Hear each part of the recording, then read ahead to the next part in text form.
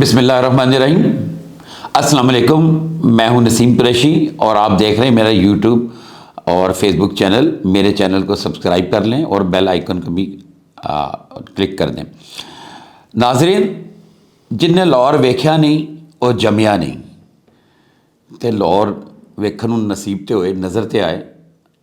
آپ دیکھیں، باہر نکلیں صبح کے وقت، شام کے وقت، آپ کو لاہور نظر نہیں آئے گا۔ تو یہ بات، یہ کہاوت آپ بہتر سمجھ سکتے ہیں ان حالات میں کہاں جا رہی ہے۔ تو یہاں پہ میں ایک بات یہ آپ کو سے کرنا چاہ رہا تھا۔ مجھے آج ہائی کورٹ کا عدالت عالیہ کا ایک فیصلہ آیا، حکم آیا جو جسٹس شاہد کریم نے دیا، اور اس میں بہت ساری ایسی چیزیں تھیں جو کہ ہمارے اداروں کو پہلے سے عمل اس پہ کرنا چاہیے تھا، جو اب عدالتی حکم پر یقیناً عمل ہوگا۔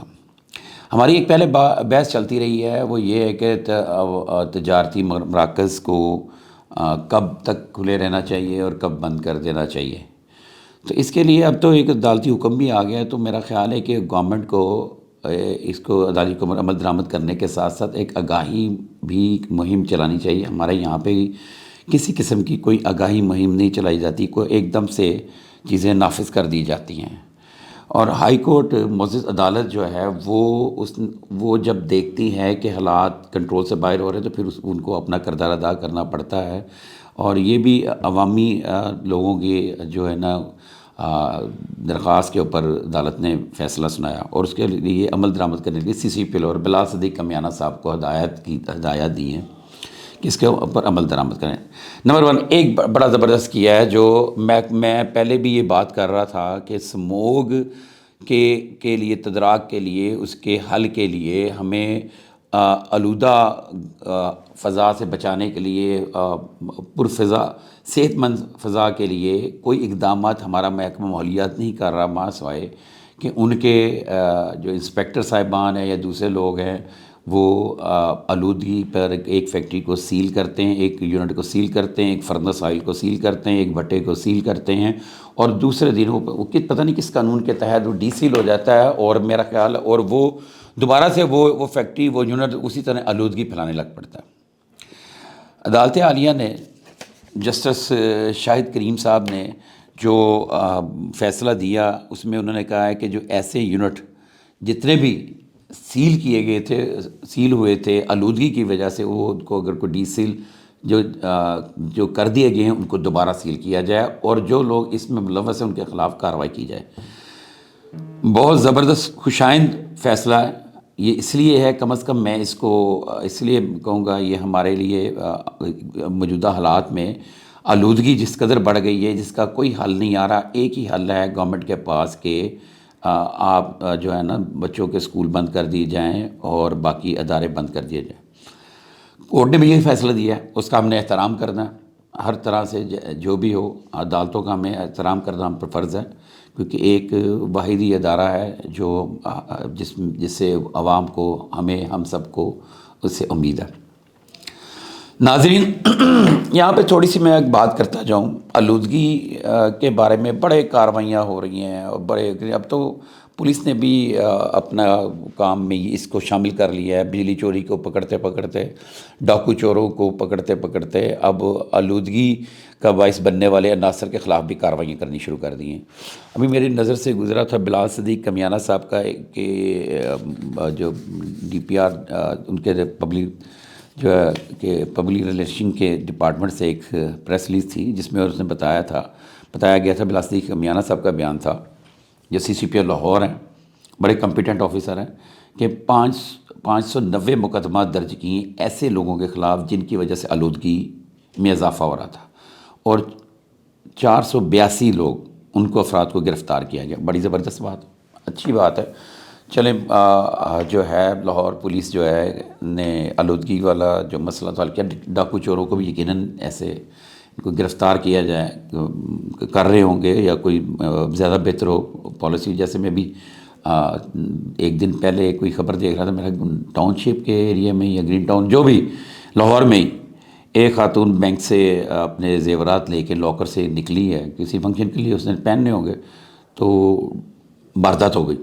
یہ میری بات پہلے بھی ہوئی تھی اور میں بلاسک کمیانہ صاحب سے بھی کہوں گا کہ اس چیز کے اوپر تھوڑا فوکس کریں کہ وہ ایک خاتون سیکرٹلی بینک میں سے کیا چیز، لاکرز کا یہ سسٹم ہوتا ہے کہ بینک میں کیا چیز رکھی اور کیا نکالی، تو وہ نکال کے لے کے جا رہی تو وہ اس کے ساتھ ڈکیتی ہو گئی. یہ کیسے، اس کے اوپر ہم پھر دوبارہ بات کریں گے، لیکن ہم واپس بات کرتے ہیں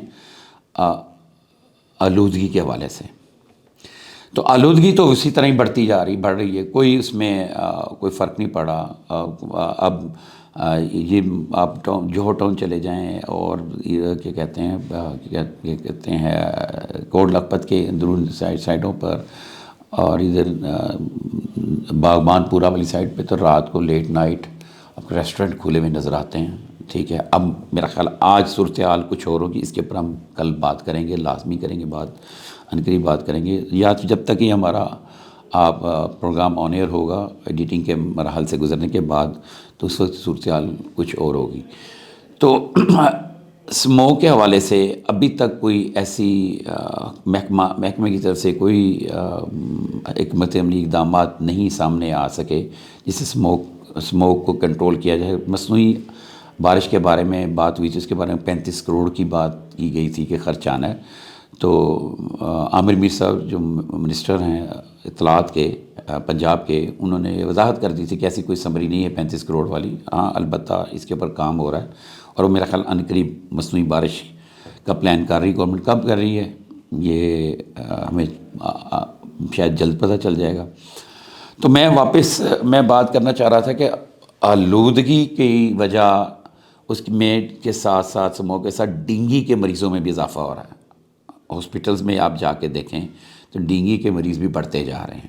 اس کی وجہ کیا بن رہی ہے؟ یہ جو جگہ جگہ پر پانی کیچڑ موجود ہے اور وہاں سے کچرا کے ڈھیر لگے ہیں، وہ مچھر جو ہیں کچرے میں بھی رہ رہے ہیں اور پانی میں بھی ہیں اور وہ ڈینگی کی وجہ بن رہے ہیں. اور بہت سارے مریض اس وقت آلودگی سے یہ گلے کی انفیکشن کے علاوہ ڈینگی کے مرض کے ساتھ بھی ہاسپٹلز میں جا رہے ہیں. اور ہاسپٹلز میں جیسے کہ سروسز ہاسپٹل میں ہمارا ایک پیشنٹ کل ہی گیا تھا، تو انہوں نے اس کو ٹریٹمنٹ تھوڑی سی کر کے اور پیناڈول بتا کے انہوں نے کہا جی یہاں پہ ڈینگی وارڈ نہیں ہے تو آپ اس کو لے جائیں. تو پلیٹلیٹس اس کے میرا 47 یا 41 تھے.